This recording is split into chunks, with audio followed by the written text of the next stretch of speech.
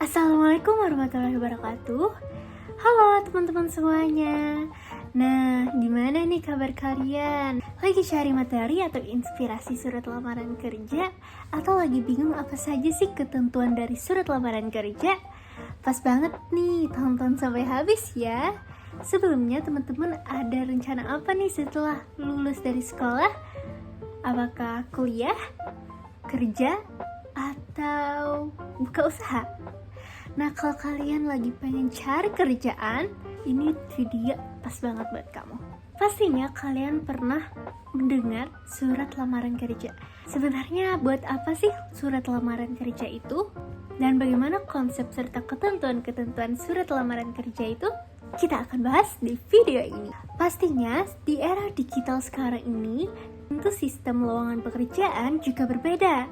Kalau dulunya kita bisa satu persatu datengin kantor dan mengajukan surat lamaran pekerjaan, sekarang kita bisa mencari di portal-portal link seperti LinkedIn, mengajukan CV melalui email. Oke, sebelum kita bahas lebih lanjut, sebenarnya konsep surat lamaran kerja itu bagaimana sih? Yuk kita bahas bareng-bareng ya. Yang pertama yaitu perkenalan diri. Tapi beda ya kalau misalnya perkenalan diri dengan cara santai. Ini dengan bahasa formal. Yang kedua, tujuan yang jelas. Kayak kamu itu pengen nanya apa sih? Dan kamu bisa jelasin posisi apa yang kamu inginkan. Yang ketiga, elemen kebahasaan. Beda ya dengan chat sehari-hari kayak gue, lo, atau kamu tahu nggak? Beda. Kalau misalnya surat lamaran kerja ini pakai bahasa formal ya, dan juga sopan. Nah, meskipun kita di era digital, masih ada beberapa perusahaan maupun perkantoran yang menerima surat fisik. Tentunya dari surat fisik itu kita harus mengetahui bagaimana cara membuatnya, bagaimana strukturnya, dan bagaimana cara tutur kata bahasa yang benar dan tepat. Untuk struktur surat lamaran kerja bisa dilihat di samping ini.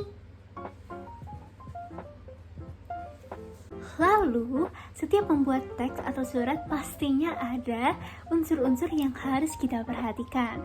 Lalu apa sih unsur yang penting dan bisa kamu perhatikan dalam hal membuat surat lamaran kerja ini? Yang pertama, titik mangsa. Wah, apa tuh Min? So, titik mangsa adalah tanggal dan tempat pembuatan lamaran kerja tersebut.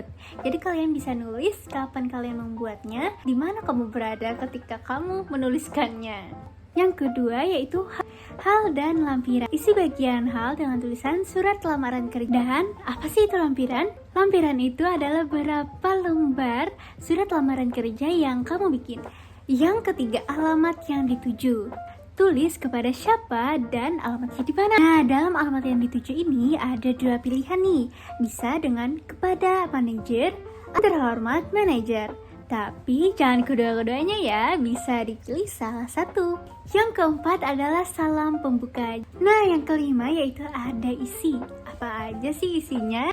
Yang pertama yaitu dasar pelamar. Ini berisi info, dapat di mana sih sumber informasi dan kamu pengen jadi posisi apa. Yang kedua, identitas dan daftar lampiran. Tulis biodata singkat seperti nama lengkap, tempat tanggal lahir, pendidikan terakhir, alamat, telepon, dan email. Bagian ini penting loh buat kamu cantumin. Nah, unsur selanjutnya adalah salam penutup. Dimana di sini kamu bisa menggunakan hormat saya. Yang terakhir, tanda tangan dan nama lengkap. Contoh surat lamaran kerja dari unsur-unsur tadi bisa kamu lihat di samping ini. Lalu, gimana sih kalau di era digital ini, bagaimana cara membuat surat lamaran kerja melalui digital? Pada penasaran kan? Simak lagi ya.